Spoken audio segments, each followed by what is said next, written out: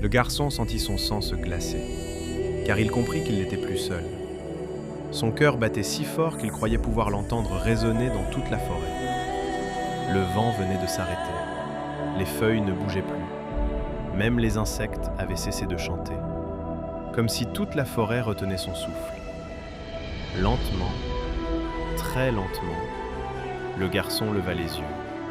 Devant lui, deux immenses yeux rouges brillaient entre les troncs des vieux arbres. Ils étaient immobiles. Ils semblaient observer chacun de ses mouvements. Une sensation étrange parcourut son corps. Il avait peur. Une peur qu'il n'avait jamais ressentie auparavant. Pourtant, quelque chose au fond de lui disait de ne pas fuir. Ses jambes tremblaient, mais elles refusaient d'avancer. Elles refusaient aussi de reculer, comme si une force invisible les retenait.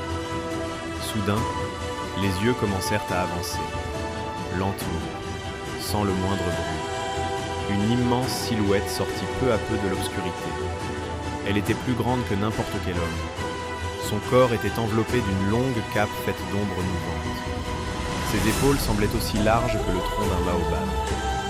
Deux longues cornes noires se dressaient au-dessus de sa tête. Pourtant, son visage n'était ni monstrueux, ni déformé. Il inspirait autant la puissance que la sagesse.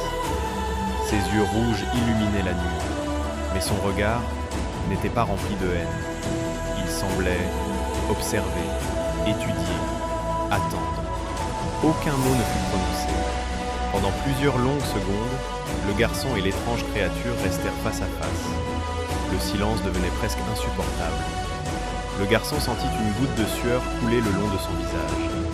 Il inspira profondément. Puis, contre toute attente, il fit un pas en avant. La créature inclina légèrement la tête, comme si ce simple geste venait de la surprendre. Peu d'hommes avaient osé avancer vers elle. La plupart s'enfuyaient. Les autres mouraient de peur. Mais cet enfant continuait d'avancer, malgré la terreur, malgré l'inconnu, malgré le danger. Le garçon prit une profonde inspiration. Sa voix tremblait légèrement, mais il parla. Qui êtes-vous ? La forêt demeura silencieuse. Puis, un rire grave résonna entre les arbres. Un rire profond, ancien, presque aussi vieux que la forêt elle-même. Les oiseaux s'envolèrent, les branches frémirent. Puis la créature répondit enfin, d'une voix lente, puissante, qui semblait venir de toutes les directions à la fois. Voilà des siècles que personne n'a osé me poser cette question. La créature fit encore quelques pas. Désormais, elle se tenait à quelques mètres seulement du garçon. Elle leva lentement les yeux vers le ciel, puis déclara « Les hommes m'ont donné beaucoup de noms. Certains m'appellent un démon, d'autres, un esprit maudit. Beaucoup parlent de moi sans m'avoir jamais vu. Mais mon véritable nom a été oublié depuis très longtemps. » Elle baissa alors son regard vers le garçon. Un léger sourire apparut sur son visage. « Aujourd'hui, tu peux simplement m'appeler le roi des diables. » En entendant ces mots, le garçon recula instinctivement d'un pas. Son souffle s'accéléra. Les histoires racontées par les anciens lui revinrent en mémoire. Les enfants du village parlaient souvent du roi des diables. On disait qu'il dévorait les voyageurs, qu'il volait les âmes, qu'aucun homme ne revenait vivant après l'avoir rencontré. Pourtant, l'être qui se tenait devant lui ne ressemblait pas au monstre décrit dans ces récits. Il était terrifiant, oui, mais il dégageait aussi une étrange noblesse, une autorité silencieuse, comme celle d'un roi oublié. Le roi des diables observa longuement le garçon, puis il demanda calmement « Dis-moi, pourquoi un enfant de ton âge s'aventure-t-il seul dans ma forêt ?» Le garçon baissa les yeux. Il repensa aux insultes, aux humiliations, à sa mère tombant dans la poussière, à ses larmes. Sa voix se brisa. Je veux devenir assez fort pour que plus personne ne fasse souffrir ma mère. » Le silence retomba. Le roi des diables ne répondit pas immédiatement.